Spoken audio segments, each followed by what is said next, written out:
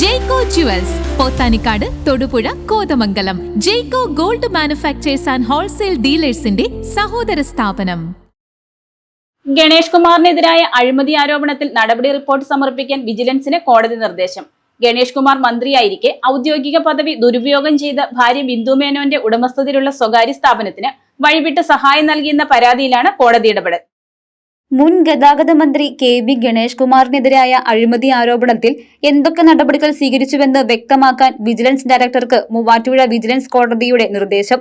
Report അടുത്ത മാസം 20-നകം സമർപ്പിക്കാൻ കോടതി ആവശ്യപ്പെട്ടു. ഗണേഷ് കുമാർ മന്ത്രിയായിരിക്കെ തന്റെ ഔദ്യോഗിക പദവി ദുരുപയോഗം ചെയ്ത് ഭാര്യ ബിന്ദു മേനോന്റെ ഉടമസ്ഥതയിലുള്ള സ്വകാര്യ സ്ഥാപനത്തിന് വഴിവിട്ട് സഹായം നൽകിയെന്ന പരാതിയിലാണ് കോടതിയുടെ ഇടപെടൽ. കൊച്ചി കടവന്ത്ര സ്വദേശിയും പൊതുപ്രവർത്തകനുമായ ചെഷയർ ടാർസനാണ് വിജിലൻസ് കോടതിയെ സമീപിച്ചത്.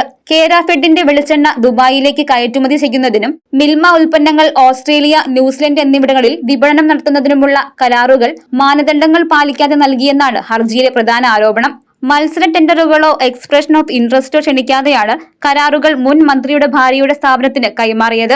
10 ലക്ഷം രൂപയ്ക്ക് മുകളിലുള്ള കരാറുകൾക്ക് തുറന്ന ടെൻഡർ നടപടികൾ വേണമെന്ന കേരള ഫിനാൻഷ്യൽ കോഡിന്റെ നഗ്നമായ ലംഘനമാണ് ഇവിടെ നടന്നിട്ടുള്ളതെന്ന് ഹർജിയിൽ ചൂണ്ടിക്കാട്ടുന്നു.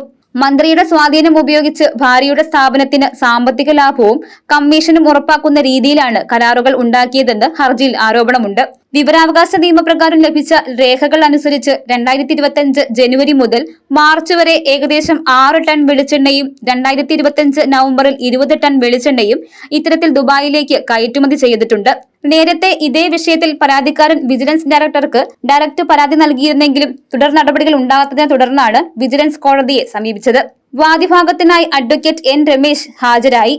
മിൽമയുടെയും കേരഫെഡിന്റെയും വിദേശ വിപണന അവകാശങ്ങൾ ശ്രീമതി ബിന്ദു മേനോന്റെ ഉടമസ്ഥതയിലുള്ള മിഡ് നൈറ്റ് സൺ ഗ്ലോബൽ എന്ന സ്ഥാപനത്തിന് യാതൊരു നടപടികളും പൂർത്തിയാക്കാതെ നൽകി എന്നുള്ളതാണ് പരാതിക്കാസ്പദമായ വിഷയം. പൊതുമേഖലാ സ്ഥാപനങ്ങളായ ഈ 2 സ്ഥാപനങ്ങളുടെയും വിദേശ വിപണന അവകാശം നിയമാനുസൃതമായ ടെൻഡർ വിളിക്കുകയോ അല്ലെങ്കിൽ കൊട്ടേഷൻ സ്വീകരിക്കുകയോ ചെയ്യാതെ മന്ത്രിയുടെ ഭാര്യയ്ക്ക് നൽകിയതിലൂടെ അധികാര ദുർവിനിയോഗവും അതുപോലെ തന്നെ മറ്റ് മോശമായ പ്രവൃത്തികൾ നടത്തി എന്നുള്ളതാണ് പരാതിയിൽ ഉന്നയിച്ചിരിക്കുന്ന പ്രധാനപ്പെട്ട ആരോപണ വിഷയങ്ങൾ. ഇതുമായി ബന്ധപ്പെട്ട് വിജിലൻസ് ഉദ്യോഗസ്ഥർക്ക് പരാതി നൽകിയിരുന്നു. പക്ഷേ ആ പരാതിയുടെ അടിസ്ഥാനത്തിൽ മറ്റു നടപടികളൊന്നും നടത്താത്തതിനാലാണ് കോടതിയെ സമീപിക്കേണ്ടി വന്നത്. കോടതിയിൽ നിന്നും ഈ പരാതിയെക്കുറിച്ച് അന്വേഷിക്കുന്നതിനും അതിൻ്റെ റിപ്പോർട്ട് നൽകുന്നതിനുമായി ബന്ധപ്പെട്ട വിജിലൻസ് ഉദ്യോഗസ്ഥന്മാർക്ക് നിർദ്ദേശം നൽകിയിട്ടുള്ളതാണ്. മിൽമയുടെയും കേരാഫെഡിന്റെയും വിദേശ വിപണന അവകാശങ്ങൾ യാതൊരുവിധ നടപടിക്രമങ്ങളും പാലിക്കാതെ ബിന്ദു മേനോന്റെ ഉടമസ്ഥതയിലുള്ള മിഡ് നൈറ്റ് സൺ ഗ്ലോബൽ എന്ന സ്വകാര്യ സ്ഥാപനത്തിന് നൽകി എന്ന പരാതിയിലാണ് ഉത്തരവ്. ഹർജി 20-ന് കോടതി വീണ്ടും പരിഗണിക്കും. News desk, Muvattupuzha news.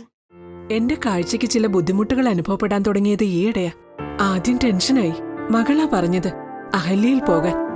അഹല്യയ്ക്ക് 30 വർഷത്തെ പാരമ്പര്യവും വിശ്വസ്തതയുമുണ്ട്. അഹല്യയിലെ വിദഗ്ധരായ ഡോക്ടർമാരുടെ ചികിത്സ കൊണ്ട് എനിക്ക് എന്റെ കാഴ്ചശക്തി പൂർണ്ണമായും തിരിച്ചു കിട്ടി. ഇപ്പൊ എനിക്ക് ഈസിയായി വായിക്കാം. നേത്ര സംരക്ഷണത്തിന് നമ്മുടെ Ahalya. Ahalya foundation eye hospital, കേരളത്തിൽ എല്ലായിടത്തും.